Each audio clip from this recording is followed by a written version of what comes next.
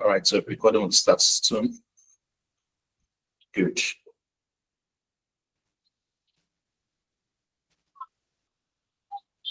Okay, I want to welcome everybody. I want to welcome everybody to this wonderful section. All right, so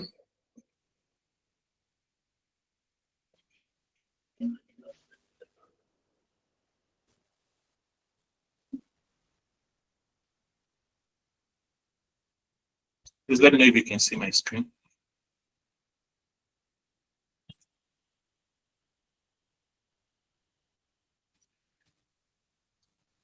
Let me know if you can see my screen. All right, so I think my screen is up and running.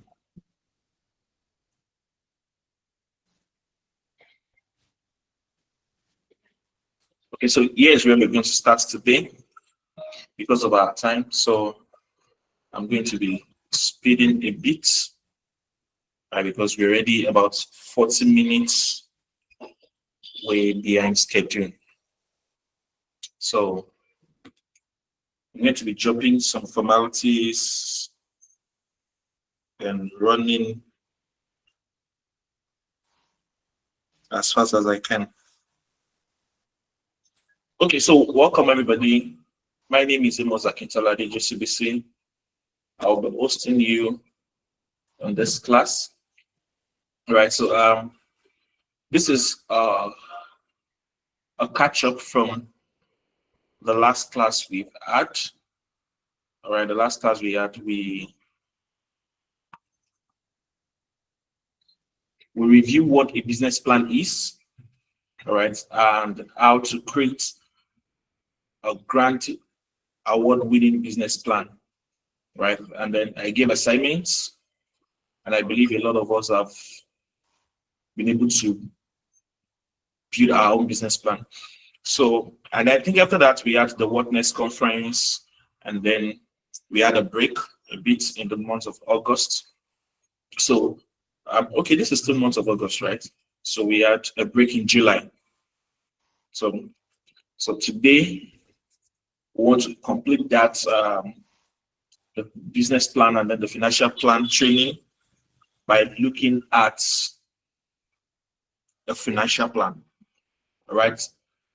In any standard organization, in any standard business, right, one of the most important parts of that business is the financial plan. Because the financial plan is not just you talking about, we'll make this amount of money, we'll make this extra amount of money. It has to do with all of the movements of money in the business, all of the movement of money within the business, right from the inception, that is the starting of that business, to the day-to-day activity of the business, and also to the future of the business. All right. So, and when you are asked to come and present any grant for pitch for any grant or pitch for any investment into your business or whatsoever, one of the most important things that investors always long for and always look out for is your business. Is your financial plan. All right. After your business plan, the next important thing they want to see is your financial plan. They want to see, how do you run your finances? How do you manage your finances? Is the business healthy? Is the business sustainable? Is the business, something that is scalable? All right. So all of that are what we're going to be looking at today. But before that, right, we've talked about grants, we talk about building businesses, right? And most of this, I take a cue from my award-winning book, all right, Before You Start That Business. Now, I would have a lot to say to you, but because of time, because of the schedule today, all right, I will jump a lot. Sorry, please give me a minute. Quickly. I think there's a disruption in network. Let me quickly.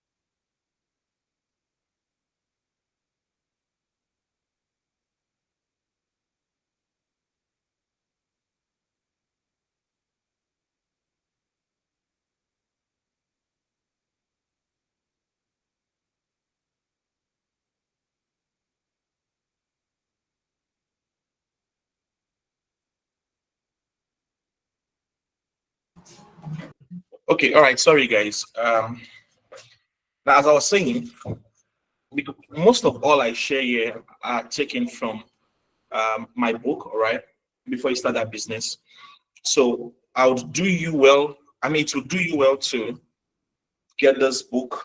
All right. At the last class, I shared it almost for free. I'm not going to do that today. But what I'm going to do today is I'm going to give you at a very, very reasonable price. And I'm also going to give you at an offer that you'll be able to resist. All right. So quickly, before we actually look at our financial plan, I want us to quickly run to page 82 here because I get a lot of questions around businesses and then people asking me some questions. And I find out that a lot of people don't know uh, the difference between even a gross profit and a net profit. So, and there are some business terminologies, right, that I find out that a lot of so-called, all right, business owners do not even really know about, right? So, and that is why it's essential that before even you go into writing a financial plan, you should understand some of the key business terminologies. You should understand basic accounting, all right? Now, let me quickly tell you this, right? I'm not an accountant per se, all right? I'm just a business consultant and then a tax compliance consultant. But I didn't graduate as an accountant. I think that's what I want to say, right? I didn't graduate as an accountant. I graduated as an engineer. But then, if you're going to run a successful business, my brother, my sister, accounting must sharp in your head. You know, our mothers and our sisters and our grandmas, they actually did not go to school, but they actually understand money movements, right? They understand money movements. So one of the things we're going to be looking at today is just understand some basic uh, money and financial terminologies. All right. So if any of you, all right, you have this book, you can just quickly run with me to yes, this. So run with me to page 85. So that's where we're picking it up now. I just want to quickly share some quick things with us. Right. I think last time I talked about starting business without capital because a lot of persons were asking me questions about how do I put it now? We're asking me about capital, all right, that they want to run a business, but they don't have a capital, they don't have this, they don't have that. Now, and I shared a lot on that, right? So I think that's in chapter 4, page 67. So you can always go back to that book and get it. And if you don't have the book yet, you can always go there and get it. So today, one of the things I want to talk about money management, right? Quickly before we go there. In business, right? It's not enough that you're able to make money. It has a lot to do with how much money you are able to keep. All right. How much money are you able to keep after all your business expenses? How much money are you able to keep after all your expenditures? Right? Because that is actually where the strength of your business lies. That's actually what determines either your business is effective or not. Because wealth growing is not about your daily income, it's about how much is sustainable.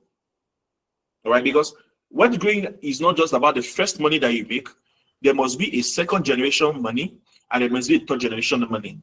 That is to say, your money should be able to stay enough with you that it will be able to make more money that you now begin to spend the grandchild of your money. All right, or if you've grown enough, built solid enough system, all right, you spent the great grandchild of your money. All right. So now let us anybody there quickly read this for me. Read what you have on the screen for me quickly. Anybody just unmute your mic and read what you have on the screen.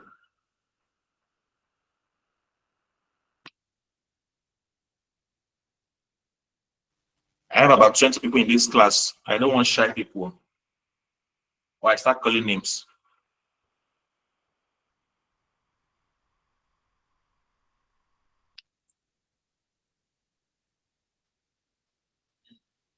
Nobody wants to talk.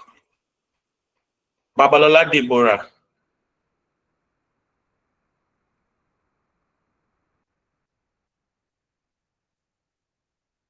Okay. Nobody? Kabiru Idris. Wait, let me check. Are these people here? I'm talking to myself. Good evening, sir. How are you, sir? Good evening and welcome. Good evening, sir. This is Kabiru. Good evening. Idris Alaikum. All right, Olamilekan, thank you. Okay, Olamilekan, please read for us. Yes, sir. Okay, sir. Read for us. Management principles. That's chapter 5. Money. Do not save what is left Okay, after start from spending, we have. but spend. We've all. Okay. Okay, continue. We've all heard. Okay, we've all heard stories of people who won the lottery or received a huge windfall, only to end up broke a few years later. How does this happen? The answer lies in a lack of proper money management. It is not just about how much money you make, it's about how well you manage what you have. Money management is the foundation of long-term financial success. It's the difference between living paycheck to paycheck and I can't see what's on the screen again. Okay. Paycheck, okay, Okay, all right. and Okay. building wealth that lasts for entrepreneurs, business owners, and individuals alike. Right, thank you. Understanding key money management principles is okay. Abi? All right, Okay, sir. thank you. So now, Okay, sir. from what you just read to us, right? It's just basic what I've just said. Money management is what differentiates, right, the wealthy from the poor. Every one of us, almost every one of us, the biggest disaster in our business is that we just run from hands to mouth, right? All our business activities revolves around you make 5 naira today, you spend 10 naira tomorrow, right? You make 20 naira tomorrow, you spend 25 naira next tomorrow. That's how it is. Now, wealth cannot be built that way. And that is why it's essential to have a financial plan. All right. So I'm going to speak now on financial management, personal financial management, and also business financial disciplines. All right. Then I'm now going to now go into the financial plan, that is building financial plan for your business. Right? Because I'm not sure that I want to do this class again. All right. So that's how I'm merging the two. And I believe that it's going to be effective for us that way. All right. So let me rush. All right. Number one of the very important principles for effective business excellence and money management is what I call delayed gratification. Delayed gratification. All right. So that is to say, delayed gratification is the ability, all right, to resist the temptation of an immediate reward, all right, in favor of a larger and more enduring one. Please mute your mics. All right. That is to say, you discipline yourself to ensure that because you are expecting something to come, for example, let me give an instance, right? You made a business and you made a profit of 100 naira, all right? And you know that if you reinvest that 100 naira, all right, you could get another profit of 150 naira. But at the moment, you have a pressing need, probably to buy a clothes or to buy a phone for 15 naira. All right, but that need is pressing. Delayed gratification tells us that you pent the need to buy that phone or to buy that clothes so that you'll be able to reinvest that 100 naira, all right, into another business or into that same business so that you'll be able to make the extra 150. All right, so that's delayed gratification. All right, so what it does is it gives you the ability, right, to save and invest, all right, to be able to do proper budgeting. Okay, so that's another financial discipline. Another important thing is career advancement. right? Because once you're able to master the art of delayed gratification, all right, you'll be able to develop adequate skills, all right, such as acquiring new efforts, new skills, new knowledge, because you know that you need to make more money to be able to satisfy yourself effectively, and you don't have enough. So you begin to propel yourself, all right, to acquire more knowledge. Now, this you understand very well if you had read the previous chapter, because I talk about the three life currencies: time, money, and knowledge. All right. So if you are delaying your expenditure of money, all right, so you'll be able to make more money. Now, I'm not going to talk more on that. Let me quickly move. All right, so other steps. Now, the second principle is what I call the savings plan. All right. Now, I call this building your financial safety net. Anybody want to read this for us? Anybody quickly?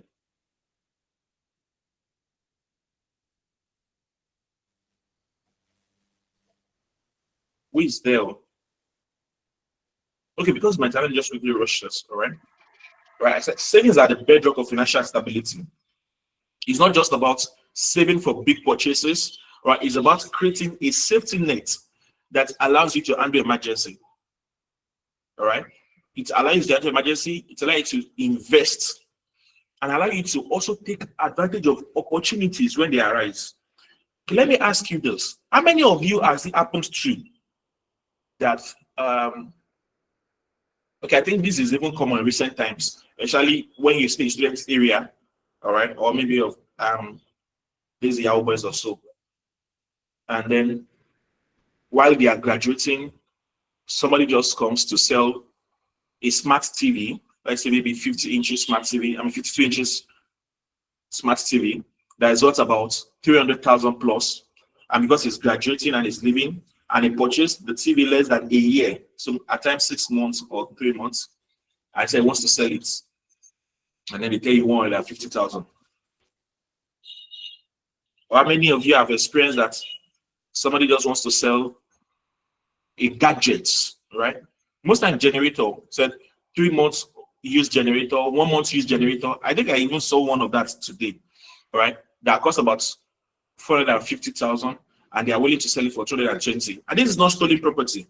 They have the receipt and everything. But like, what do they call it now? They say distress sales, right? Now, if you have enough savings, you might call it Adejeseku. But actually, I'm going to correct that. It's not Adejeseku. All right? It should actually be Isheku Katoje. Because actually, savings should be what you do before you spend. Right? Savings is your own means of paying yourself first. Right? You are rewarding yourself for the effort that you have done. So it's not before you spend on anything else. The first thing you should do is pay yourself first. You should save. All right. So savings allow you to handle emergency. All right. So it's just like insurance. Your car had issues, your bike had issues, your house emergency or whatever. All right. Savings will be your go-to next. You have another business opportunity that you need to invest in, and you are calling people to come and support you. Your first investment into that business is your own savings. And then distresses and all of that, savings is also another opportunity. Right. So let me quickly run. Right, another principle. Now, this is another important principle. We are getting closer. Principle 3. Separate your business finances from your personal finances. I'm going to say it again. Separate your business money from your own personal money. Are we together? Please, if you're together, let me see an emoji. Let me see your thumbs ups. Make me feel like I'm making sense. Oh, yeah. Let me see all those thumbs ups. Let me see those emoji. If you don't give me my flowers, I won't continue. I won't continue. I'll just keep quiet. Thank you, Miriam Jerry. Thank you, Lucas. Only 2 people. Where are the rest? Ah, I will stop this class. Nah, nah, nah, nah, nah. You don't know that I have pride. Deborah, thank you. I love love. Thank you. I love you too. People should know I have pride. You should. Emma Mori Mewu. Thank you. Thank you. And do I have to beg you? Emoji is cheap now. All right. Okay. So back to business, right? You should separate your personal finances from your business finances. It's very, very important. It's a core. Now, many people, because you have 1 million naira in your business accounts, you think it's your money, but then you eat it. Now we're going to actually see a financial plan, and I'm going to show you business money movements and why all of these that I'm sharing are very, very important and are crucial. Right? One of the ways you can do this is that learn to pay yourself a salary. Right? Learn to pay yourself a salary. Now, another thing that can also work for you, because initially I got a lot of people tell me that paying themselves a salary is not easy at the beginning. But one thing I imbibed that worked for me earlier was spending yesterday's money. Now, let me put it this way. Now, every money that I make today, I don't spend it today. So let's say I make 30,000 naira today. I don't spend 30,000 naira today. All right. The money I'm spending today is a product of the money I have made yesterday. So what that does for me is that I've made 30,000 naira today. Before tomorrow comes, I check out of this 30,000 naira, how much can I spend? How much is my wages? So I pay myself for today, later tonight, and that is the money I will spend tomorrow. So if you cannot pay yourself salaries, it means you can pay yourself wages. And wages is daily income, right? Just like laborers. So if your money in business is not big enough, you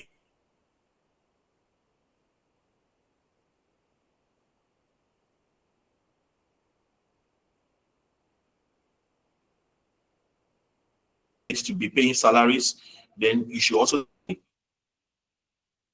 okay, let me rush. There's a lot here, but then this is still, then I think the last one I will touch here before we run, because I should wrap up this class in the next 20, 30 minutes, right?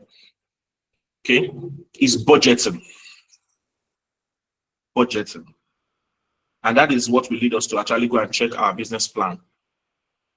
Now, imagine trying to build a house without a blueprint. All right. You end up spending more money, wasting materials, and the house might not even be effective. All right. Now, that is what it means when you are running a business or you're managing your finances without a budget. Right? A budget acts as a financial blueprint, your guide to spending, your guide to savings, your guide to investing, all right? Your guide to even securing future financial supports, right? And that's just what it is, all right? So a budget is a plan that outlines how you will spend, save, and invest your money over a specific period of time, all right? It's help you track where your money goes and ensures that your spending aligns effectively, all right, with your priorities, right? So without budget, it's easy to overspend, accumulate debt, and miss out on even savings opportunities. Okay, so I'll quickly just share some basic budgeting principles. All right. In this book, right, I talk about the 50-30-20 rule. Okay. Just a minute, please.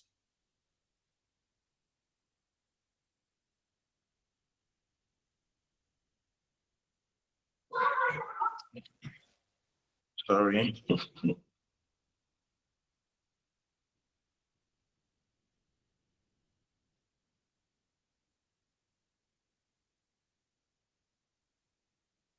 Okay, so I don't know. I'll just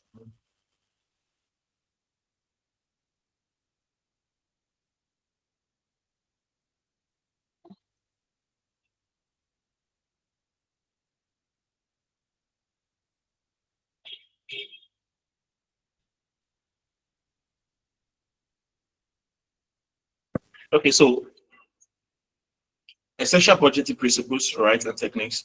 Number one, the 50-30-20 rules, right? The envelope system, and then the zero-based budgeting.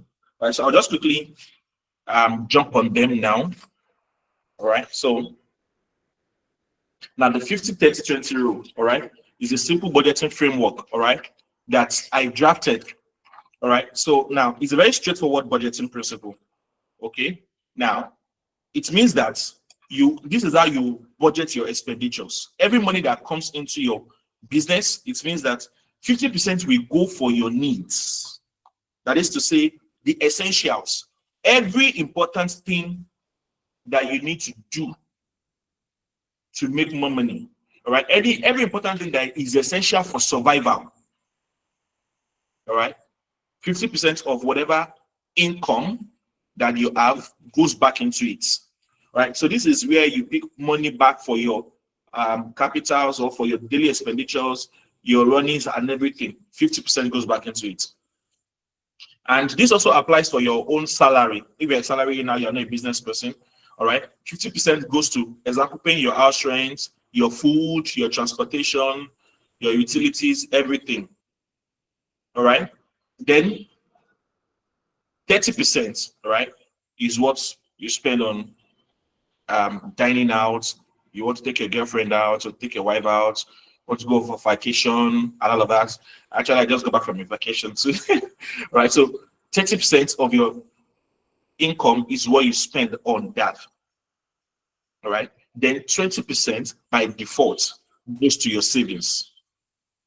Right. So if you have debts, 20% should be spent on that debt. All right. So there's a lot of debt repayment plan and all of that, but then this is not a class for that. Okay. So that's the 50-30-20 rule. All right. So there's a lot of case study there. Now the second one is the envelope system. All right. So now this one is one of the things I do. I use OPay as my envelope. All right. So the envelope system is a hands-on budgeting method that uses physical envelope to manage spending. All right. It's particularly useful for those who struggle to control their spending or prefer cash-based approach. Now, how does it work? All right. You write down your budgets by categories. I want to do this. I want to do this. I want to do this. That means you have a to-do list. All right. So you now have an envelope for each thing you want to do. Okay. I'm going to explain how I use OP for this. Then you spend only what is inside that envelope for that thing. Okay. This was one of the things that I did a few years back when I was trying to build financial discipline. All right. There was a day I went to ShopRite, and that was 2016. Okay. I had 10,000 in my pocket. And my decision was that I will go into ShopRite and I will spend less than 1,000 naira and I'll come out. And I'm sure some of you have been to ShopRite. You know, if you have money, there's a lot of things that are calling you, come and buy me, come and buy me, come and buy me. All right. So now what I did was envelope a particular amount of money. I said, this is the money I want to spend. Okay. The other leftover money, I kept it in my bag outside. So at the end of the day, when I finished shopping, I bought more than what I needed. So I had two options. Do I have to go outside to pick more money, or I return the goods? I was tempted to go outside to pick more money, but because I had made up my mind that no, this is what I want to do, so I had to return the goods. Right. So that's how the envelope system works. All right. You limit yourself to a particular amount that you can spend. Now, for OPay, like I was saying now, I think Kuda also have that now. You have daily spend limits. Right? You have daily spend limits. So there should be a limit to an amount of money that you can spend per day. And another way you do that is that I do this a lot. I have about 6 or 7 banks. I have UBA, I have Kuda, I have Access Bank, I have 3 Access Bank accounts, I have 2 GTB accounts, right? Each of these accounts are labeled. There's an account that is strictly for family expenditures. There's an account that is strictly for my own personal expenditures. There's an account, business account, it's a auto. Savings account, auto.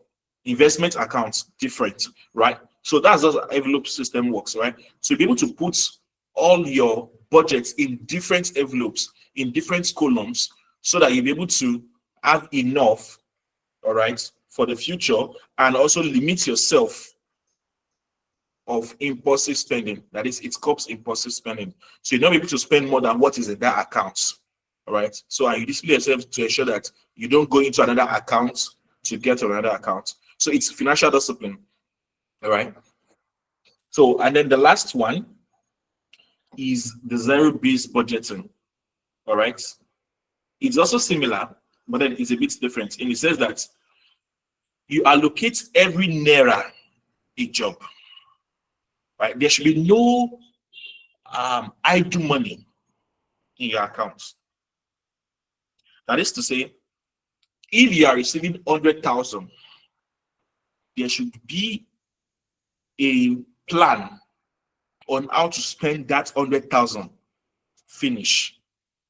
Right? There should be no money that is available for you to how do I put it now? That's available for you to use for frivolities. All right? There should be no idle money. So if you are receiving 10,000 naira, all right, everything that 10,000 naira will do before it lands, it should be marked. All right? You should have budgeted it such that when that 10,000 naira lands, it does not struggle with what to do. It does not get tempted to follow your girlfriend. It does not get tempted to follow biscuits. All right? So it has a direction, it has a purpose, all right, and it's an assignment. And that is what you spend it for. Okay? So that's zero-based budgeting. All right? So it means your total income minus your total expenses must equal to zero. So all the money that you are expecting, all right, should be spent or should be accounted for to the very, very end without leaving anything out.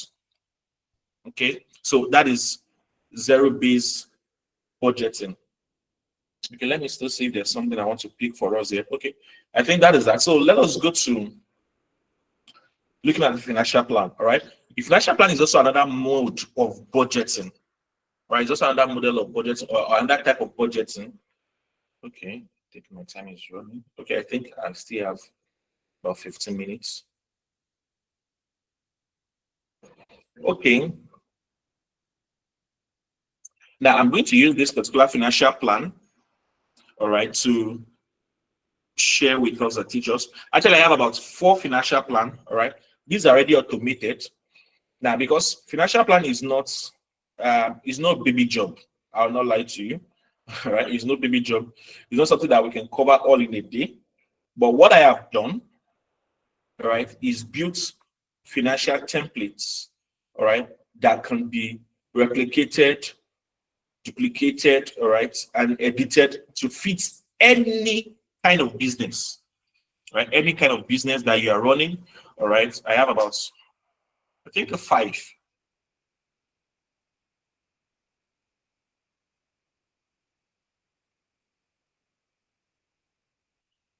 Okay, which is a 3-year financial plan. I think this one is a 5-year financial plan. Just under 3-year financial plan. I think this is just under 3 years now. Yeah, I think this could cover up to 12 years. Right, this can cover up to 12 years. All right, so let's start with this. All right, this is the simplest and it's my favorite. All right, so now to understand this financial plan, right? You just notice that everything, I'm going to share this with us in due time. Right, thank you. Who is that showering me with good love? Who is that? Thank you so much. Who is that? Babalola, Ori Akanke. Thank you. Good care. That's what we are talking about. Not some stingy people that are here. I'm marking everybody's face. All right. Okay. Now, this financial plan, has two columns where you can edit and work upon. All right, so every column that is labeled yellow is where you're expected to impute your own figures. All right, every column that is labeled green, all right, are kind of assumption columns. You can edit them and you can let it be. All right, you can just let it be as it is.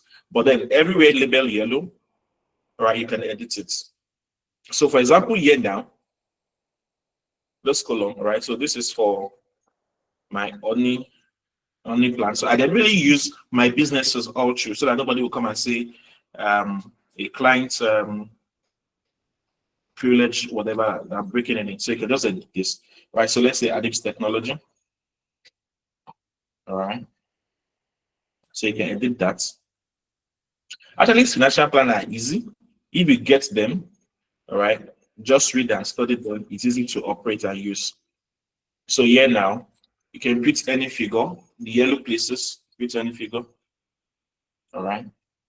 So building any figure, okay, and then like that. Now this is the depreciation table, right? So the depreciation table are assumptions, and this assumption tells us that what duration of time or year would these assets use before they are totally depreciated. So depending on the asset that you have, okay, you can change this place. All right, you can change them. But if these assumptions are correct, you can let it be. But these figures, depending on your own personal figures, you put it now. Because this page now is where you impute your startup requirement funds. That is to say, all the money. Okay, you can't see my video. Sorry, probably network. Anyway, thank you for calling my attention to that. Let me check again.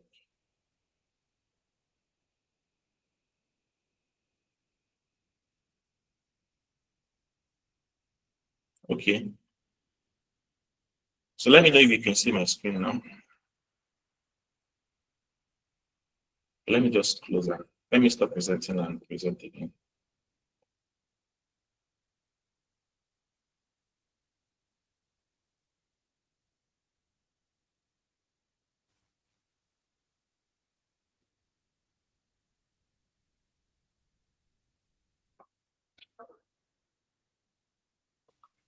How about now?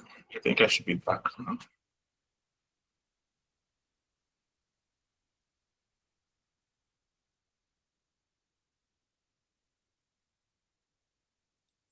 Please let me know. Okay. I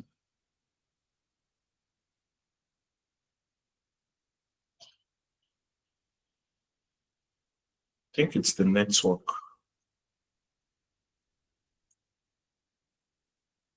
Okay, good. I think you should be able to see my video now.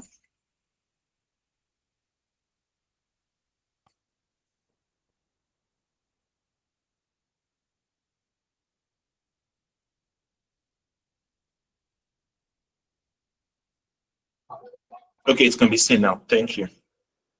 All right, thank you. Okay, good.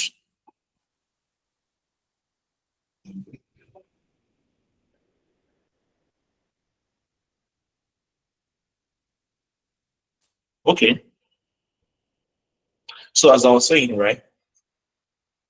Now, this yellow column, all right, are the figures or the equipment or the resources that you need for your own business, right? So if you are not using farmland, you can actually change this, right?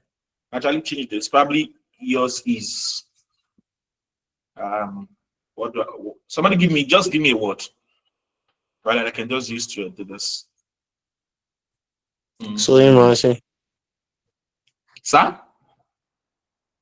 Sewing Sewing machine, machine, thank sir. you. Sewing machine. Thank you, sewing machine. All right. So Now, then give me a figure for sewing machine. 350,000. Yeah. 150,000. Okay, 300. You sewing machine to buy, or it's just a figure. Okay, Modernized so one. now Modernized one. modernize one. So depreciation period. How many years would that machine last before it spoil? 5 years. 5 years. So we'll put 5 years as our depreciation year. Right. So like that, right? So okay, industrial machine. Okay, so you edit that. So all your total, this column now is total fixed assets. All this place, all right, are column for your fixed assets. So that is assets that last more than 2 or 3 years, that you can use for more than 2 or 3 years, all right, are what you put in this particular column. So now, based on this particular sheet, if you have more than, how many is this one? 1, 2, 3, 4, 5, 6. If you have more than 6 assets, you can just categorize them based on their number of years. Because what I have on this particular financial plan is just column for 7 years. So I have another financial plan, this particular one, all right, that allows you to list a lot of equipment, right? Yeah, this one. All right, so I will explain that to you later, or probably I'll give you a video to watch it, depending on how it is. All right, so here now, the pre-operating capital. Now, what does pre-operating capital mean? Pre-operating capital means that the amount of money that you would need, all right, to run that business for probably the first month or before your first profits. All right, but usually it's for your first month. All right, for your first month of operation, because we expect that your business should make money after first month. But if your business is a cycle-based business, that is to say, probably 3 months or for 4 months, like agricultural businesses, like poultry and all of that, the operating capital is the expenses for that first cycle before you make income, right? Because before you start getting money into the business, right? So here now, pre-opening salary and wages.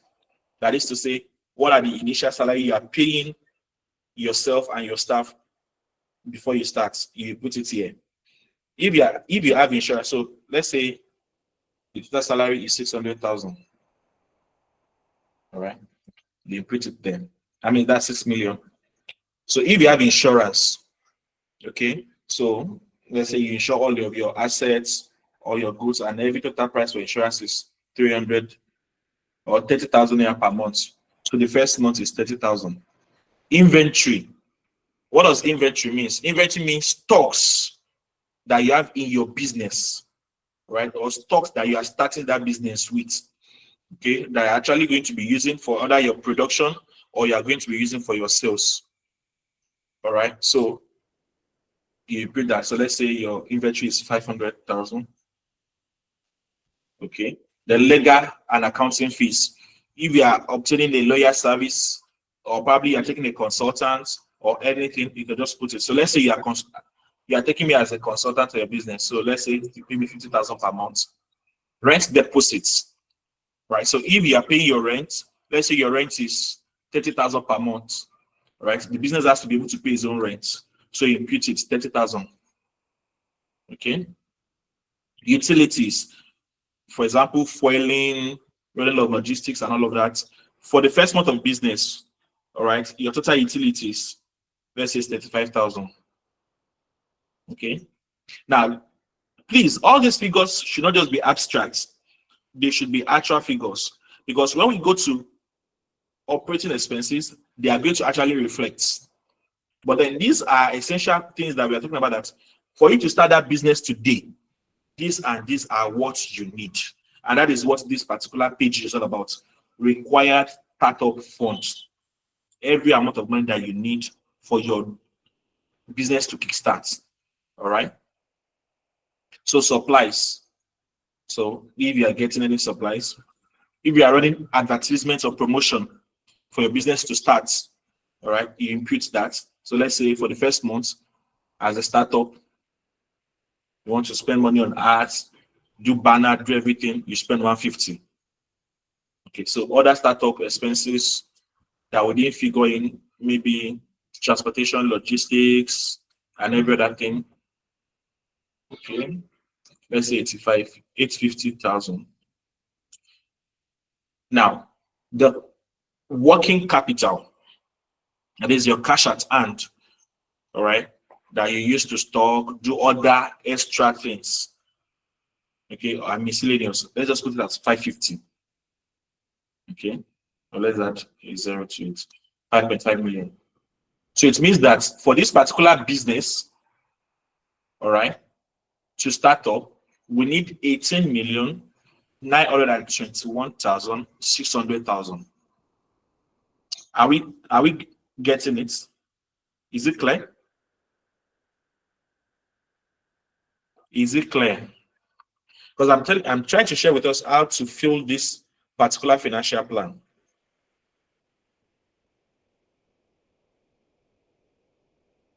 Are we together? Okay, all right, thank you. Okay, good. Okay, good. Okay. It's like every other person has disappeared. I'll be shutting down. Okay, all right. Thank you, Pelumi. Pelumi, it's nice to see you here. Yeah. Okay. Um,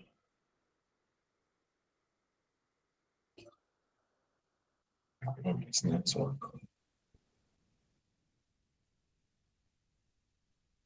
So let me know if you can still see my screen.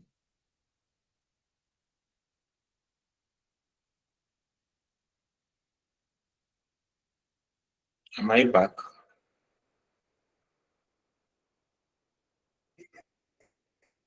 Mhm. It's network. Okay.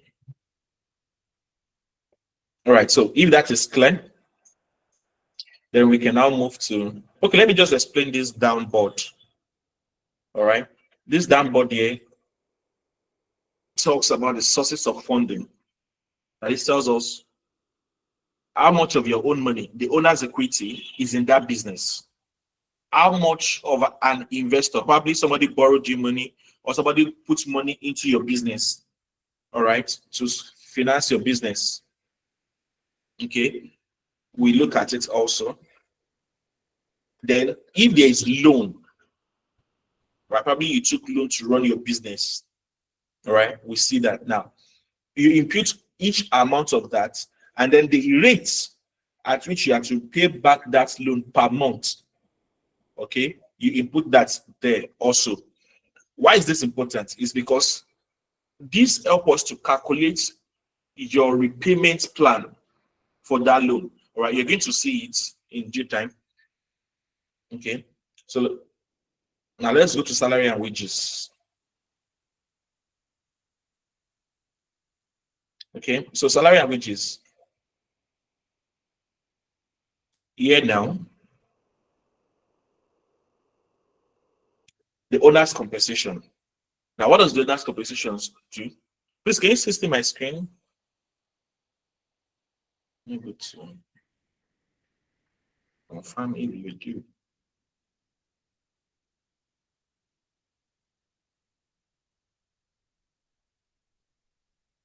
Can you still see my screen, please?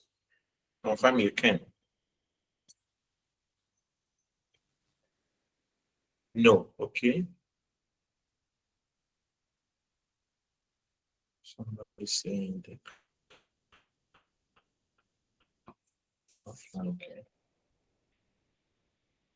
So is the network.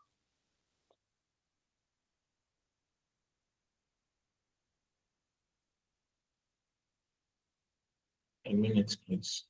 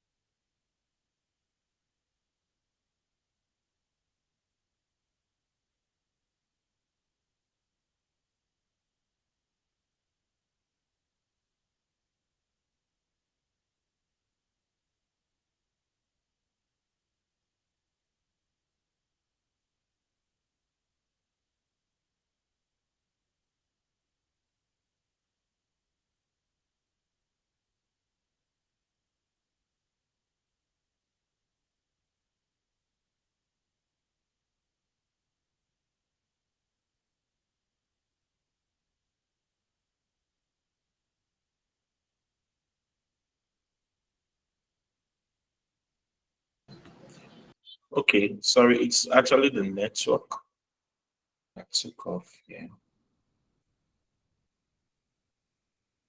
Just confirm for me if you're able to see my screen. It's starting, so that will not delay us.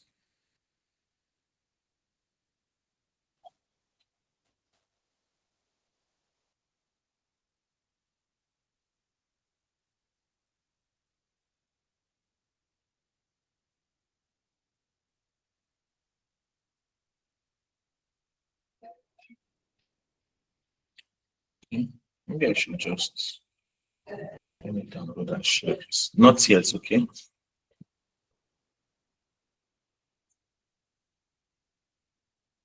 Let's share it now in the group.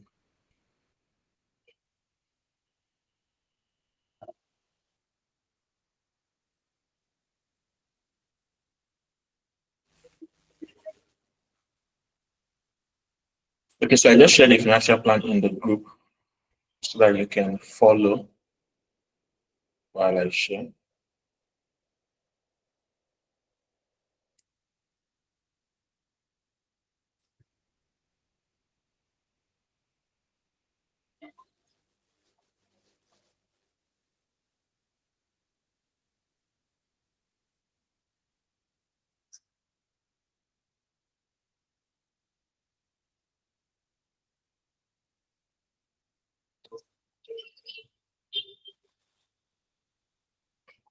Okay, have you been able to see it in the group?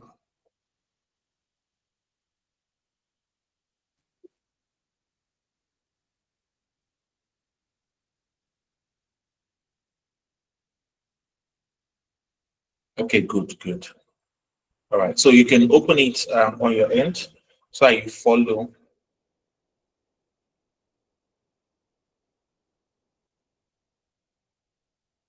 Okay, I think I'm live back now.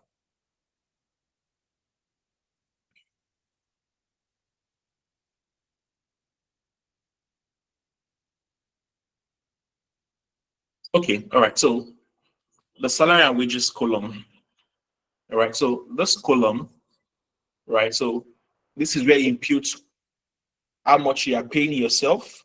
All right, how much salaries are you paying your workers? And if you are paying wages, right, wages is probably weekly or daily payments. All right, so most times it's estimated maybe per hour or per day or per week, right? So if you're paying per week, so you impute how much you're paying per week. Yeah? If you're not paying per week, you impute how much you're paying per hour. All right. So, and then you impute number of employees. So if you have 5 employees, right, you put 5 employees. Now, owner's compensation, there's just one owners. All right. If you are 3 owners, you can impute it 3 owners. All right. So if you are paying salaries, how many staff are you paying? How many staff are you paying salary?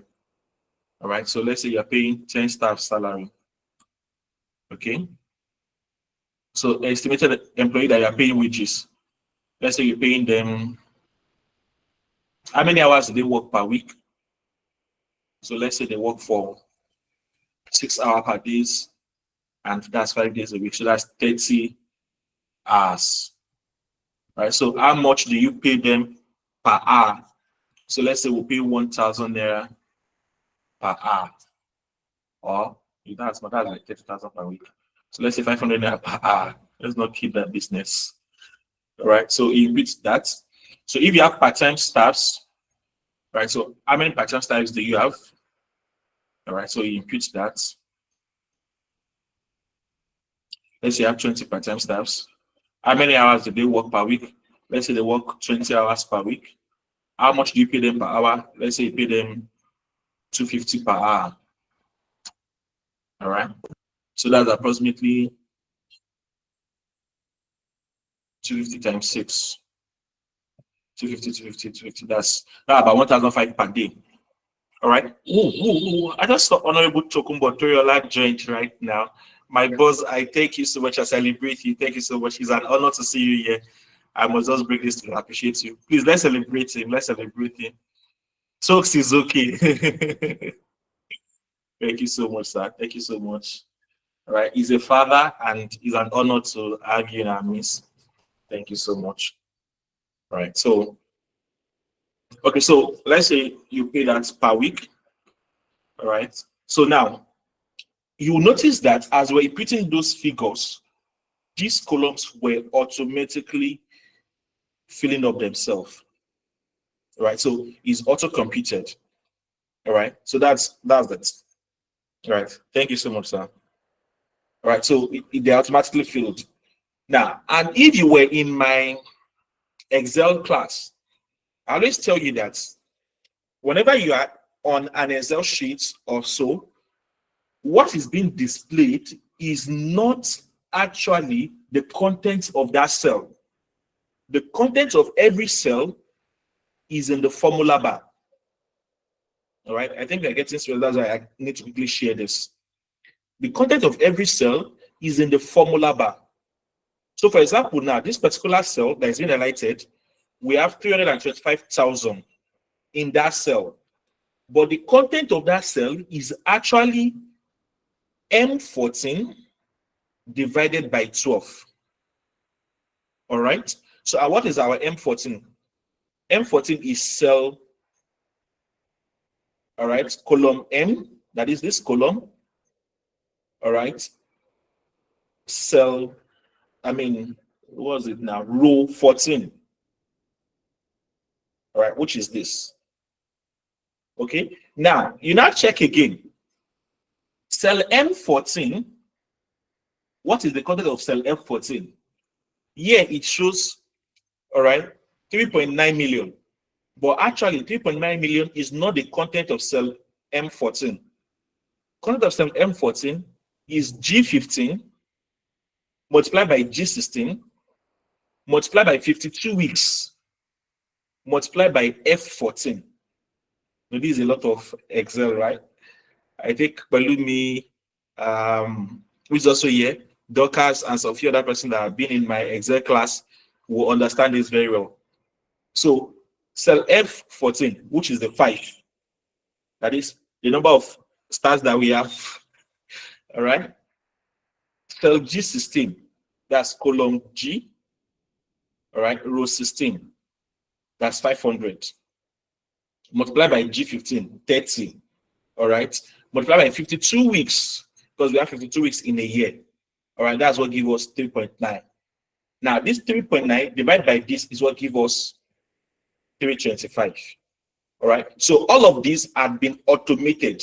You see a lot of that in other columns and cells and worksheets that we're going to look at. That is why I said that for this workbook, I've done all of the works for you, all of the works, right? Now, all you just need to do is edit the columns where they are filled yellow, they are labeled yellow rather. So that is where you edit to impute your own actual business figures. Okay, so the green cells are estimations based on your own business reality. All right, so if you are paying payee, all right, it's estimated at 2.2, but actually payee is 9%. All right, though that varies based on other states. If you have Medicare insurance for your staffs, all right, so maybe you just use 1% of their salary, all right, as Medicare. Any other bonus that you have a pension plan for your staff. So let's say 5% of their salary goes into pension. Workers' compensation, let's say 0.5% of their salary. All right, employee health insurance, all right, maybe 1.5. All right, other employment benefits and all. So they are computed. All right. So at the end of the day, this is the total salary that this organization pays per month. All right, this is essential. You see it in other places. So that is how you fill this particular part. Now, percentage change. Yeah, if you have a plan, all right, to increase your employee's salary, probably per month or per year, at what rate should they be increased? That is what you have here. So here now, I assume it's 5% increase, so we'll just leave it for the case of this purpose. All right, so we move to fixed operating expenses. Now, This fixed operating expenses column is where you impute your business day-to-day expenditures. That is to say, everything you spend monthly to ensure that that business is operative and functional. All right? Everything you spend monthly to ensure that that business is operative and functional, right? That is what we call the operating expenses. Okay? So you spend money on fuel and all of that. So this is where you're going to impute all of that day-to-day expenses. All of that day-to-day expenses. So again, don't forget that while we're filling the startup requirements fund, we imputed some of these values. All right. So here now, that is the operating capital. All right. So now rent, deposits, insurance, inventory, and all of that, we are going to replicate them here. So I think what we budgeted for our advertising was 150,000. Okay, so car and truck was not there. So let's say car and truck expenditures now goes to 45,000. Okay. Now, bank and merchant fees, let's say bank charges. If you are using Access Bank, bank and Jawogan. So just put them 5,005. Or you can put 25,005 because they debited me 16,000 last month. So contract labor. All right, I think we factor that under part-time employees, so that's gone. So if you organize conferences and seminars like myself, so you can put that in. All right, so let's say 45,000 monthly. Okay, discounts. So let's say you have discounts for your products. So and then the total discount you hope to give monthly is 100,000. So you don't give more than that. These are subscriptions. So that's your data subscription, GoTV subscription, electricity subscription, all of that. So let's say in a month you have a subscription of 150,000. Okay, miscellaneous. Let's just say miscellaneous, monthly miscellaneous at 500,000. Right. So insurance. How much did we put for insurance here? Yeah.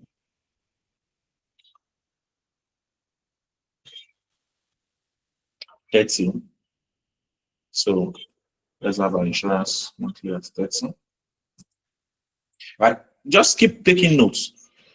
The yearly column kept changing as we begin to impute figures. Right? As we begin to impute figures. So license fee, I think that's one off. Legal fee, so you are consulting, I'm consulting for you now. So 50,000. Office expenses, you buy paper, you buy this, you buy that. Let's put 15,500. Okay. Sales and marketing, I think that's covered under advertising. Right? Tax, no, there's no tax. Telephone, we put it under office expenses. So travels, if you're like me and you travel a lot, so let me budget 35,000 for. She could take you. And your lot, she could put 35,000. About motor to one. But look at how much should be for my travels.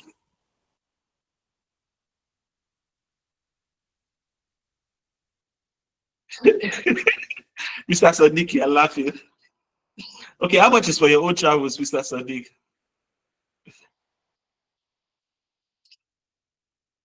Let's use your own. Oh yeah, tell us. Or meet yourself and tell us. Stop laughing. Yeah, let us just put average of 35,000 as you said initially. 35,000. You know what it is? As I was laughing, what I'm remembering is that Enudu for. As we are putting figures now, it's sweet. Utility deposit 35,000. Okay. Right now, it's sweet as we are putting figures. Now, don't get carried away. Business is not baby job. You must sit down, put pen to paper, and calculate each of these expenditures for your monthly operations is very important, right? Now, so, and that is why I deliberately did this, give you these templates, all right? Because it's automated, it has limited all of the works. If you have your due diligence and put enough effort in one day, all right, you will complete your financial plan. Just that in less than 30 minutes now, we'll finish this one. We'll finish this one in less than 30 minutes, right? But then that's also because some figures have not been done. That is because we didn't do enough feasibility study. But if you have done enough feasibility study, put pen to paper. By the time you come on these templates, in less than 30 minutes, your financial plan will be ready, right? And not just a common financial plan, a standard financial plan. This financial plan I'm giving to you, all right, was what I used to win my first 1 million naira grant, my first 10 million naira grant, all of my firsts, right, before I begin to have other financial plan, right? So, and I've had a lot of clients, right, that have used this financial plan to get loans. This financial plan has done nothing less than 500 million naira, right, for me, for other clients. I'm telling you, and it's not cheap, right? If anybody comes to me to get a financial plan, all right, I just give it to them, 50,000 naira. In fact, I don't share it, all right? Once I'm done with the job, I export it as PDF and send it to them. I don't share it, all right? I don't even know the kind of thing that entered my heart today that makes me to share it with you. That's to tell you that after this class, I'm going to delete it. So if you are on this class and you are seeing that financial plan in that group, go and save it. Because the moment I end this class, I'm going to delete it. Let me just tell you. Because it's paining me. Because when I pay anyway, so that's that. All right, so motion supported. Thank you, Mr. Sadiq. All right, so other expenses. Now, this depreciation had been calculated from our startup funds. The commercial loan had been calculated from our startup funds. The commercial mortgage has been calculated from our startup funds. All right, so it was brought down here. So now let's go to, should I say, like the last place where you have to fill. Right, so this is your sales forecast or sales projection. Yeah, believe me, it was this template I wanted to give you as your assignment, your project from your graduation, but then you ran away. So you would have cried a little. Okay, so back to class. Right, so sales forecast, right? Price per unit. Now, let's say our product is honey, right? So as usual, right, you impute the product name. So let's change the product from honey. Which product should we have now? Just give me a product.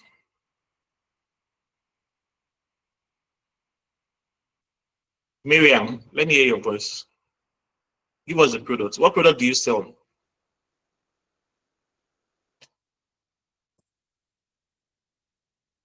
Miriam, are you there? Good evening. Oh. Hello. Hello, I can hear you. Yeah, I can hear your song louder. Sorry. Bags, okay. Yeah. Okay, so let's sell bag now. So Miriam, don't go. You're still going to use your bag. How much do you sell a bag? 10,000, 5,000, the range of 10,000. 10,000. Let's go with 10,000.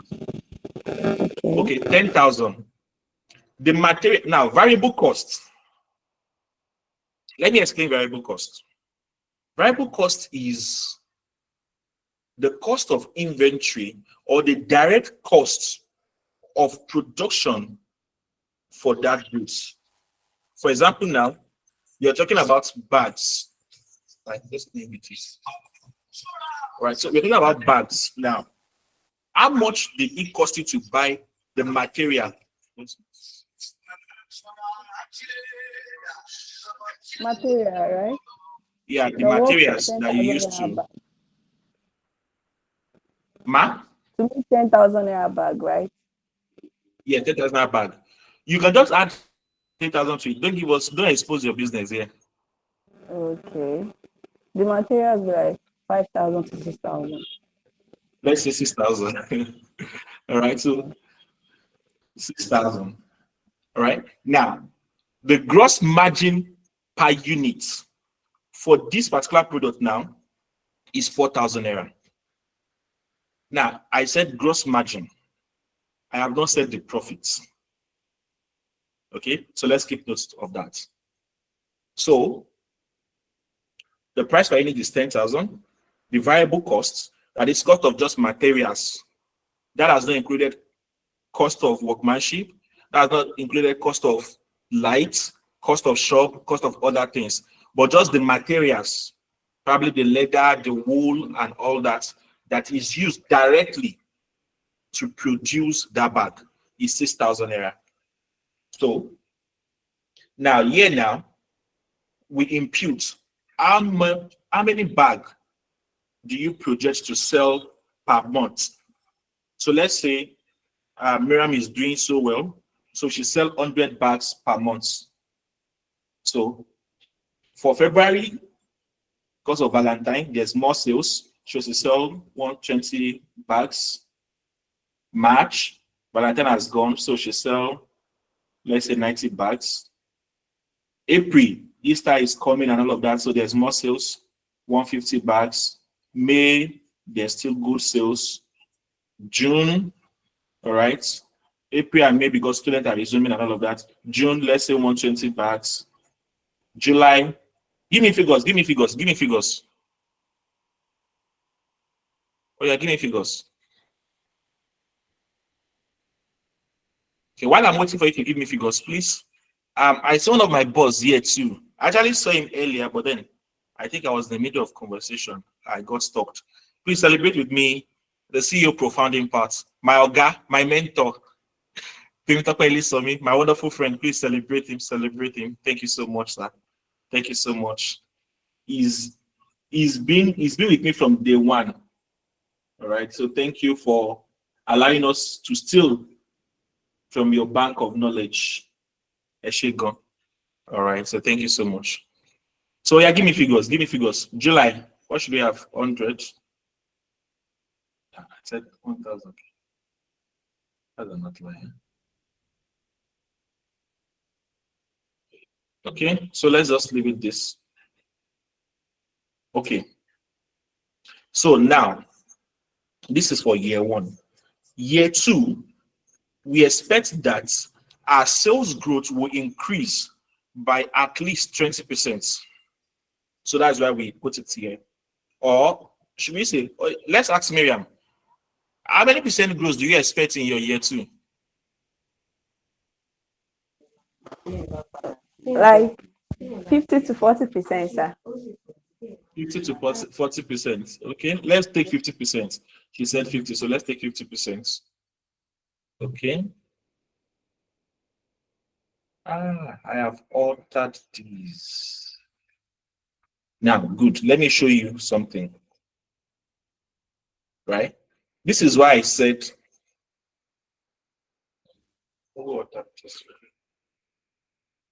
Now, this green box is not supposed to be altered. All right? It's supposed to be automated. And by that, I mean that the figures, merely I put this 50%, all right, this figure should automatically change, all right? That it should reflect increase of this by 50% plus it. So, but because of my time, I would have corrected it now, but then I would not, so that you will not stay from me. Come and learn Excel later. So, but then let's just leave it that way. This has increased. So, like that. So that's just it, right? So in the actual one, okay, I think this is the altered one.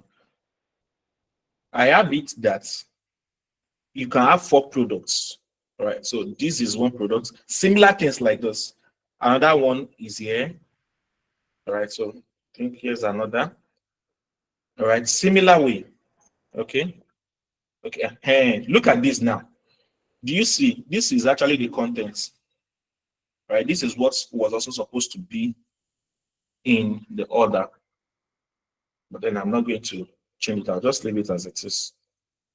So let's say another product of Miriam. Okay, I think she has another 5,000 back now.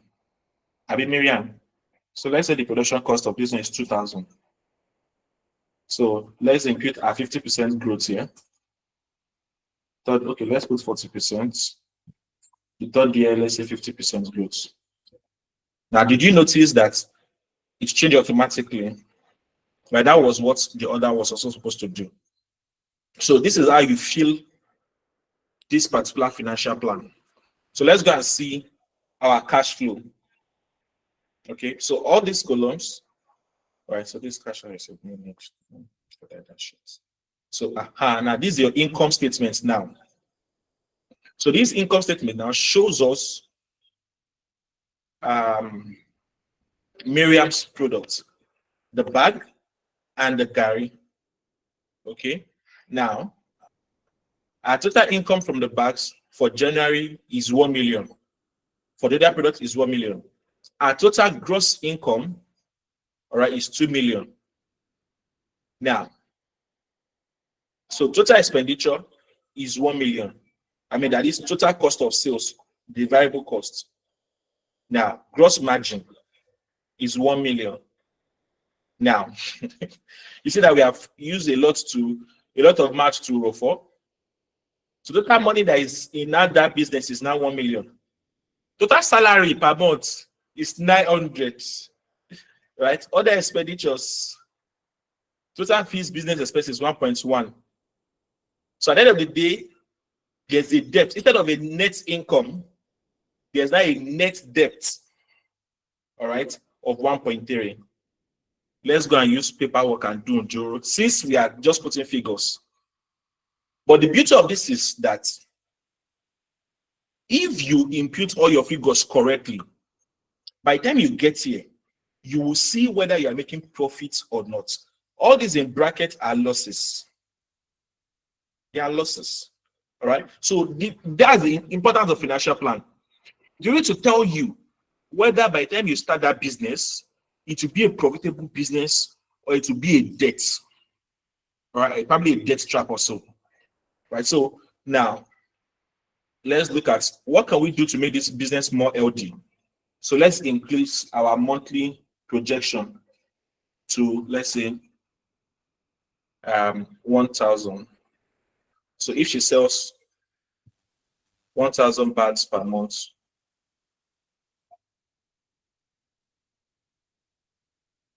all right. So, and then there's a 50% increase the following year. Okay, so let's say that means are we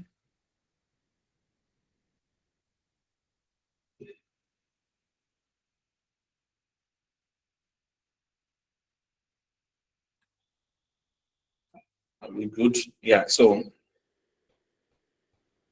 and this has reflected. So let's say it's increased by 40% the first.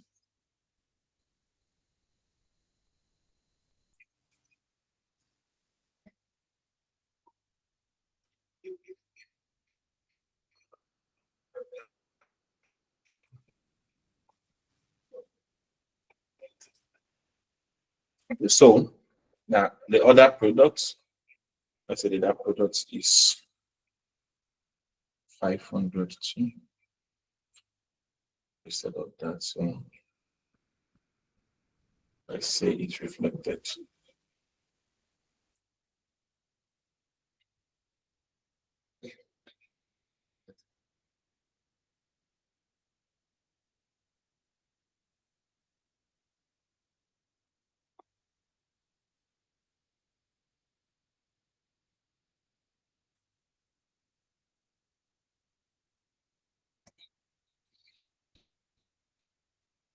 So take note again that I'm just imputing figures just for the sake of this class. So you should do your due diligence before starting to fill all those columns. Okay? Because at the end of the day, when you want to take a loan from bank, what they are actually interested in is this income statement. Now, after our manipulation, or let me say my manipulation, all right, we see that this is the income statement, right? So we notice that from bags, 10 million came in January. From Gary, 2.5 million came in January. So total income is 12.5 million. Total cost of that production, okay, is 7 million. All right. So the gross margin is 5.5. So it is from that 5.5 now that we remove our salary, we remove every day-to-day expenditure of that business monthly, all right, which totals to 1.1. All right. So we remove it. If we are paying back loan, all right, so we remove the loan we pay back, we remove other taxes, and then total other expenditures, we have this. Then our profit now is now 2.8 million. So this is the money we can call the business money, all right, or we can call the profit. Then the cash flow statement. So the cash flow statement tells us the movement of the money, all right. This does not necessarily tells us if the business is in profit or in loss, but just tells us every movement of the business, right? Starting from the beginning cash balance, right? So starting from the beginning cash balance of the business. So that is the amount we used to start the business, the cash at hand, all right? So the fixed assets in the business, the cost of sales, salaries and wages, all right? And then the ending cash balance. So this is to say, at the end of that month, how much cash do we have? You notice that the ending cash balance for this month here is 8.6, but the ending net profit is 2.8. Why is that? It means that out of that 8.6, that might be the amount of money in the bank account for that month, but the actual money that is we can call profits out of that money is 2.8. Are we together? Is it clear? So when they want to actually check the health of a business, we're going to now check the balance sheet. If the business is balanced, all right. When they want to check the health of the business, these are things they check. And at the end of the day, this tells us that the statement balances. That is, the business is LD and then it balances. Let's look at the year-end summary. So these are the things that bankers look at when they want to offer you loan, all right, for your business, or when they decide not to. Right, so these are the factors. So I think that is that for this particular one. Hey, it's already 8 o'clock. I have another meeting. But I think that is that for today. Let me just close. All right. So in 6 minutes I should run. Any questions? I already shared the financial plan. Go study it. If you have questions, depending on the number of questions or depending on the feedbacks I get, I might hold another class to share one other financial plan. All right. And then whatever it's going to be, I'm going to decide on that. All right. So I think that is that for today. So we've talked about your money management. I think we've talked about your money management. All right. So if you've not gotten that book before you start that business, go and get it. All right. So the book is currently just 3,500 naira. All right. So if you've not gotten it, go and get it. All right. So I think the last class we had also on how to write an award-winning business plan, how to win grants, all right, how to write an award-winning grant application. Okay, I think we had that too. Those were 2 classes, and this class has the 3rd classes. Okay. So maybe we may have one more class on this financial plan if we have questions that are not being attended to. So I'll give us that financial plan, go and study it. If there's more questions, then we'll touch it up. All right. So I think that is that for today. So please, if you enjoyed today's class, let me have your questions. Give me my flowers. Tell me how you enjoyed it. Let me get your feedback.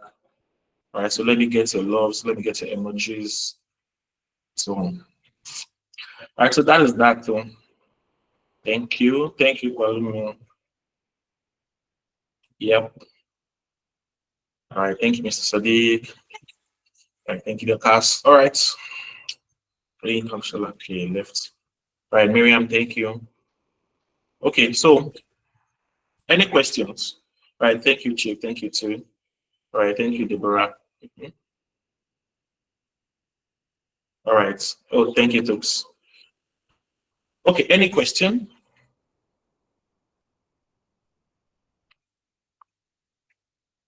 Any question? Okay. All right. So, if there are no question, I think I can put a close to it today. All right. So, special thanks to my boss, Mr. Temitokwe. Listen, thank you so much. Thank you so much. He actually really put in a lot of efforts for us to have this before Doctors come to our rescue. So we all appreciate it. We appreciate everyone who made this a success. So thank you so much. Thank you so much. And well, pray for us in Bora. So network has really been frustrating us. Hence the little delay. All right, so I stopped recording.